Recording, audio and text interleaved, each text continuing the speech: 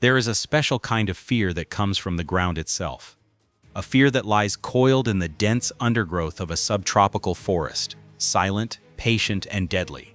For generations, this was the daily reality for the people of Amami Oshima, a jewel-like island in the far south of Japan.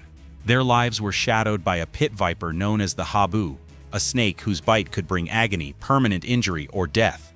In 1979, faced with a growing public health crisis, the Japanese government believed it had found a perfect, elegant solution. It was a plan rooted in a simple, almost irresistible logic: fight nature with nature, introduce a predator to hunt the pest. It was a decision that would set in motion a chain of events no one could have predicted, launching a 50-year ecological struggle that would push an entire island ecosystem to the brink and redefine what it means to correct a monumental mistake. This is not just a story about snakes and mongooses.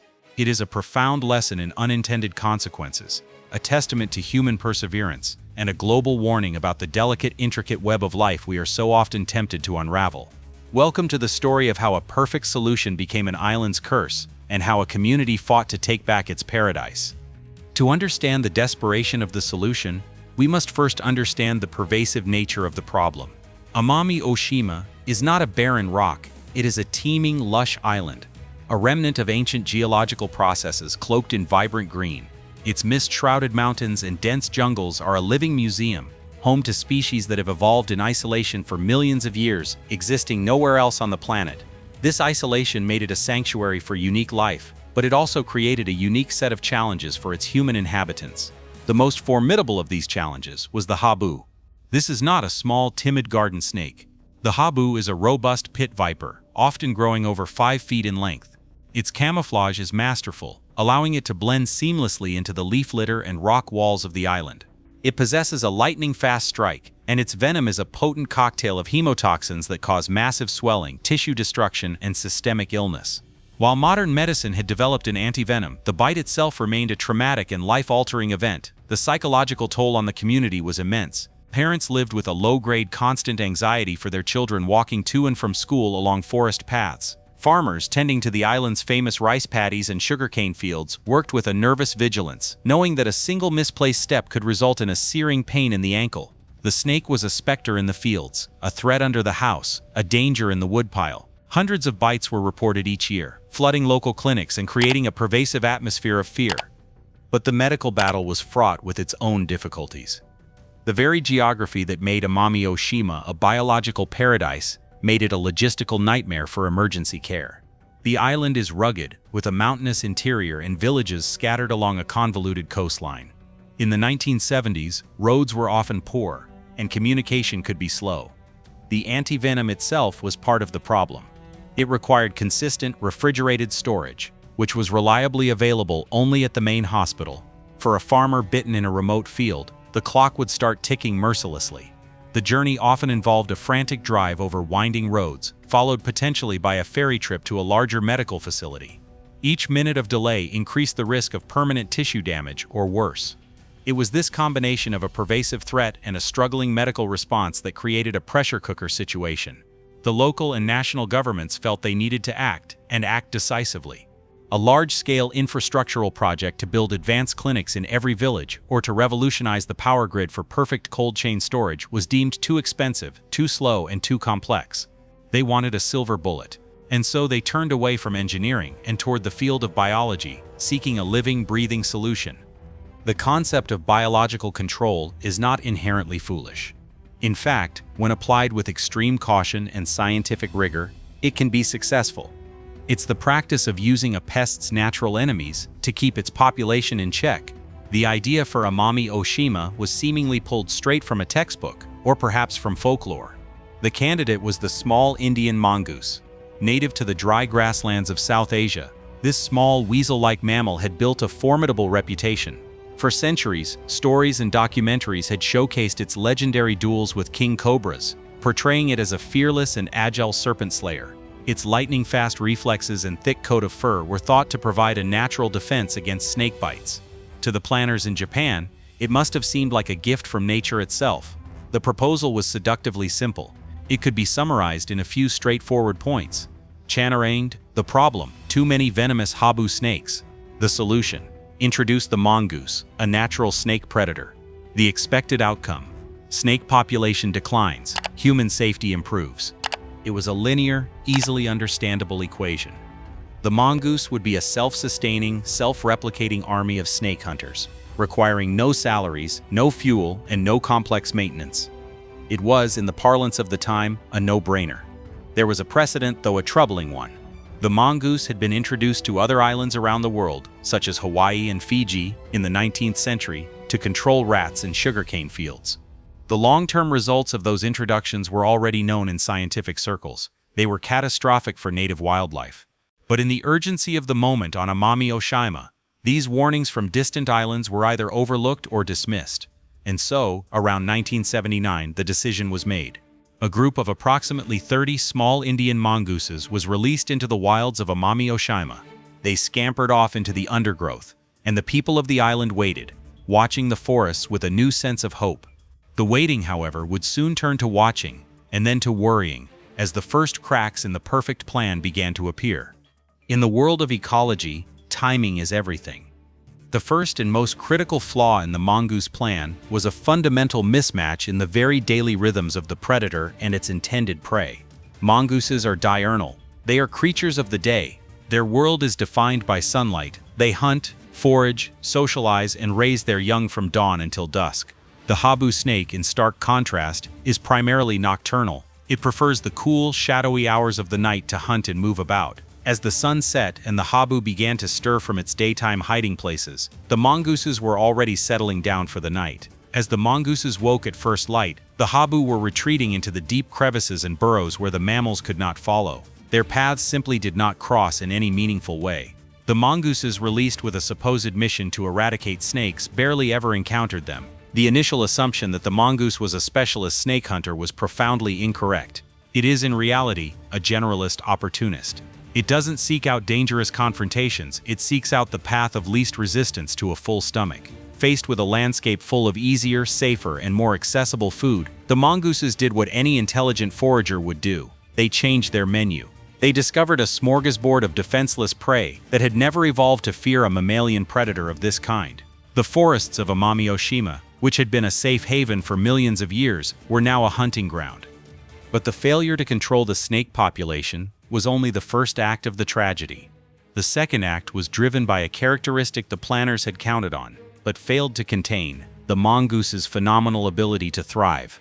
Free from the diseases, predators, and food shortages of their native land, the mongoose population on Amami Oshima entered a state of unchecked exponential growth.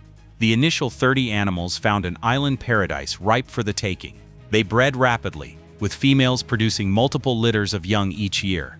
From a few dozen, the population exploded into the hundreds, then the thousands. By the year 2000, conservative estimates placed their numbers at over 10,000 individuals. The island was being overrun not by snake killers, but by a rampant, invasive omnivore. The solution had not only failed to solve the original problem, it had created a new, and in many ways far more devastating one. The true cost of the mongoose introduction was measured in the quiet, tragic decline of Amami Oshima's unique wildlife.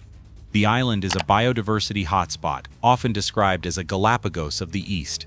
Its species, having evolved in isolation, are living relics, snapshots of a much older world. They were utterly unprepared for the new threat that now moved among them: the Amami rabbit, a living fossil on the brink. Perhaps the most iconic victim was the Amami rabbit. This animal is a true evolutionary treasure, a dark-furred, primitive rabbit often called a living fossil. It is a nocturnal, forest-dwelling creature that digs long burrows for its nests. For thousands of years, its only predators were birds of prey. It had no innate fear of a small, ground-dwelling mammal. The mongoose, with its keen sense of smell and digging prowess, found the rabbit burrows to be easy pantries. They would dig into the nests, consuming the vulnerable young kits. The rabbit, which reproduces slowly, had no defense. Its population crashed, and it was soon listed as endangered, teetering on the edge of extinction. The grounded birds, a nesting strategy betrayed. The birds of Amami Oshima suffered a similar fate. Many of the island's avian species, like the rare Amami woodcock and the Amami thrush, are ground nesters. In a world without mammals that would raid their nests, this was a safe and successful strategy. The mongoose changed the rules of the game entirely. The well-camouflaged eggs and helpless fluffy chicks, once perfectly safe on the forest floor, were now highly visible and easily caught targets for the sharp-eyed mongoose. The chorus of the forest began to fade as generations of birds were lost before they could even hatch. The amphibians and reptiles. An unnoticed apocalypse. The devastation extended to creatures less charismatic but ecologically vital. Unique amphibians like the Otten frog and the Amami Oshima frog, found nowhere else on Earth, were consumed in vast numbers. Lizards and other small reptiles also saw dramatic declines. This loss created a ripple effect throughout the ecosystem. Frogs and lizards are major consumers of insects. With their populations plummeting, insect numbers, including pests and disease vectors, began to swell, further unbalancing the forest's delicate equilibrium. The entire island was experiencing a phenomenon known as a trophic cascade. The introduction of a new top predator was sending shockwaves through every level of the food web. The vegetation, once browsed by rabbits, grew unnaturally thick in some areas. The soil composition began to change. The very soundscape of the island altered as the songs of birds were replaced by an eerie silence. The mongoose, introduced to solve a single problem, had become an engine of ecological collapse. By the late 1980s and early 1990s, the situation could no longer be ignored. The evidence was no longer just anecdotal, it was quantitative and grim.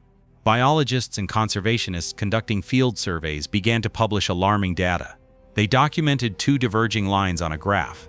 One, a steeply rising curve representing the exploding mongoose population. The other, a series of plunging lines representing the native birds, rabbits, and frogs. The scientific community pointed out the fatal flaws that should have been obvious from the start: the behavioral mismatch, the generalist diet, the lack of natural population controls. The mongoose project was declared a total failure. But the conversation was no longer about admitting a mistake, it was about confronting a full-blown ecological disaster. The international conservation world took note. Organizations like the IUCN, International Union for Conservation of Nature, highlighted Amami Oshima as a crisis zone. The Amami rabbit became a global poster child for the devastating impact of invasive species. The message was clear. What was happening on this small Japanese island was a microcosm of a global problem, and the potential losses were permanent. To lose a species here was to erase it from the earth forever. Public sentiment on the island began to shift. The initial hope that the mongooses would bring safety had long since evaporated. Now villagers spoke of a new menace. They saw the mongooses prowling in the daylight. They noticed the disappearing wildlife, and farmers began to report losses in their chicken coops and small livestock. The animal that was meant to be a savior was now widely viewed as a pest. The choice became stark and unavoidable. The island faced an existential decision: allow the mongoose to continue its spread and likely witness the extinction of multiple endemic species, or commit to an unprecedented, daunting, and expensive task: the complete eradication of an invasive predator from a large inhabited island. It was a mission that many experts believed was impossible. The fight back began tentatively in the early 1990s with local grassroots trapping efforts. Municipal offices, particularly in the city of Nazi, started programs to capture mongooses, officially designating them as harmful alien species. These early efforts were noble, but woefully inadequate. They were like trying to drain an ocean with a bucket. The traps were simple. The area they could cover was limited, and the mongooses, intelligent and adaptable, quickly learned to avoid them. The turning point came from a national-level policy shift. In 2005, Japan enacted the Invasive Alien Species Act. This landmark legislation provided the legal framework, authority, and crucially, the funding for a coordinated scientific and large-scale counteroffensive. The Ministry of the Environment took charge, and the mission was elevated from a local nuisance control project to a national conservation priority. It was under this new mandate that a legendary team was formally established, the Amami Mongoose Busters. This dedicated squad of wildlife professionals, forest rangers, and local volunteers became the spearhead of the eradication campaign. Their name captured the spirit of their mission: direct, determined, and almost mythic in its ambition. The Busters' work was far from glamorous. It was a war of attrition fought with mud on their boots and patience in their hearts. They deployed thousands of live capture traps across the most rugged terrain of the island. Every single morning, 365 days a year, teams would hike for miles to check each trap, rain or shine. Every captured mongoose was logged with meticulous detail: GPS location, date, weight, sex, building a massive database that helped them understand population density and movement patterns. But as the mongoose population dwindled, the low-hanging fruit was gone. The remaining animals were the smartest, most elusive survivors. The campaign had to evolve from brute force to intelligent strategy. Technology became their greatest ally. The eyes in the forest. Motion-activated camera traps were deployed by the hundreds. These silent sentinels provided 24/7 surveillance, revealing the secret pathways and hiding spots of the last mongooses. They turned the vast, impenetrable forest into a monitored grid, the nose that knows. In the 2010s, the busters enlisted a new breed of soldier, specially trained detection dogs. These canine experts, often Labradors or Border Collies, could sniff out the faintest scent of a mongoose from hundreds of meters away. They could track the animals through thickets where humans were blind and cameras were useless, leading their handlers directly to burrows and dens. This was a marathon that stretched for nearly 2 decades. It required unwavering political will and continuous financial investment from the Japanese government, year after year, even when success seemed distant. It also required the trust and support of the local community, who reported sightings and allowed the busters access to their land. The fight to save Amami Oshima had become a unifying purpose, a shared project to restore the island's stolen natural heritage. Slowly, painstakingly, the tide began to turn. The data told the story. The annual capture numbers, which once numbered in the thousands, then the hundreds, began to fall to dozens, then to single digits. Each number represented a step closer to the goal. And as the mongoose's shadow receded, life returned to the forests. The ecosystem, which had been holding its breath, began to exhale. Farmers and hikers started reporting something they hadn't seen in years: the round, dark shape of the Amami rabbit, cautiously venturing out at dusk. Its numbers, once critically low, began a steady, hopeful climb. The forest floor, once a deadly place for nests, became safe again. The hauntingly beautiful song of the Amami thrush and the distinctive call of the Amami woodcock grew more frequent, filling the air with a music that had been muted for a generation. Scientists documented the recovery with cautious optimism. They saw insect populations coming back into balance as frog and lizard numbers rebounded. The forest itself seemed to be healing, yet no one celebrated prematurely. The busters knew the hardest part remained. The last few mongooses were the most elusive, and the threat of a single pregnant female going undetected could restart the entire invasion. The intensive monitoring continued. The camera traps kept watching. The detection dogs kept sniffing. The effort was immense, but the finish line was finally in sight. Then in the spring of 2018, a milestone was reached. A mongoose was captured in a remote area. After exhaustive surveys, camera surveillance, and canine searches, no other mongooses could be found. It was believed, with cautious hope, to be the very last one. But the declaration of victory would not come for 6 more long years. The authorities imposed a mandatory waiting period, a vigil to ensure no mongoose had escaped their net. For 6 years, they monitored, they tested, they waited. They even began using a revolutionary new technique, environmental DNA, tDNA testing. By analyzing water from streams and soil samples, they could detect the genetic presence of a species without ever seeing it. The tests came back negative, again and again. Finally, on September 3, 2024, the Japanese Ministry of the Environment made the historic announcement. The island of Amami Oshima was officially and definitively declared mongoose-free. A struggle that had begun in 1979 was over. A mistake that had taken root and flourished for decades had been painstakingly uprooted. It was one of the most successful eradications of an invasive mammal from an inhabited island in human history. The story of Amami Oshima is more than a local history. It is a parable for the Anthropocene era, rich with lessons for a global audience. First, humility in the face of complexity. Ecosystems are not machines where a single part can be swapped out. They are vast, complex, self-regulating networks, more like a mind-bogglingly intricate web than a simple chain. Pulling on one thread, like introducing a new predator, can unravel the entire structure in ways that are impossible to fully predict. The mongoose didn't just interact with the Habu, it interacted with the entire island, with catastrophic results. Second, the false economy of the quick fix. The mongoose plan was attractive because it seemed fast and cheap compared to the hard work of improving medical infrastructure. But the decades-long eradication campaign cost tens of millions of dollars and required a monumental human effort. The cheap solution ultimately proved to be the most expensive one, both financially and ecologically. It teaches us that true sustainability requires long-term thinking and investment in robust systemic solutions, not shortcuts. Third, and most importantly, the paramount principle of prevention. The entire saga stands as a powerful testament to the fact that it is infinitely easier, cheaper, and more effective to prevent an invasive species from establishing itself than it is to remove it afterward. The strict biosecurity measures now enshrined in Japan's laws, which control the importation of plants and animals, are a direct result of this hard-won wisdom. The victory on Amami Oshima has reverberated around the world. In 2021, UNESCO designated the island, along with its neighbors Tokunoshima and the northern part of Okinawa, as a World Natural Heritage Site. This global recognition was both a celebration of the island's unique value and a vindication of the immense effort to save it. The techniques pioneered by the mongoose busters, the systematic trapping grids, the use of camera traps and detection dogs, the application of eDNA monitoring, are now a gold standard in invasive species management.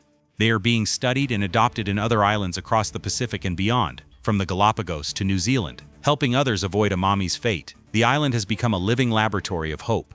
It proves that with unwavering determination, scientific ingenuity, and community support, even the most grave ecological mistakes can be corrected. The forest is healing, the rabbit is hopping, the birds are singing. The story of Amami Oshima is a powerful reminder that while we possess the power to disrupt the natural world, we also hold the capacity for profound restoration. The journey of Amami Oshima from a snake-terrorized island to a mongoose-invaded crisis zone and finally to a restored World Heritage Site is an epic spanning 5 decades. It is a narrative that underscores our profound responsibility as stewards of our planet. The mongoose was introduced not with malice, but with a genuine desire to help people. Its failure was a failure of foresight, a lesson in the unpredictable consequences of intervening in systems we do not fully understand. But the story does not end with the mistake, it ends with the redemption. It is a testament to the power of human perseverance, to the ability of science to guide our actions, and to the resilience of nature when given a chance. This story connects us all. The challenges of invasive species, habitat loss, and biodiversity collapse are global crises. The battle fought on this small Japanese island is a microcosm of the battle being fought for the health of our entire planet. Now we turn to you. The lessons of Amami Oshima are not confined to its shores. What do you think? Could different research in the 1970s have prevented this crisis? Have you witnessed the impact of an invasive species in your own local environment? How can we as a global community better balance human needs with the integrity of natural ecosystems? The conversation is critical. Share your thoughts, your stories, and your ideas in the comments below. Let's learn from the past to protect the future. If this story of ecological struggle and hard-won victory resonated with you, if you believe in the power of perseverance and the importance of protecting our world's fragile wonders, then please like this video, share it with someone who needs to hear this story, and subscribe to the channel. There are countless more stories of science, nature, and human endeavor waiting to be explored. Together, let's keep learning,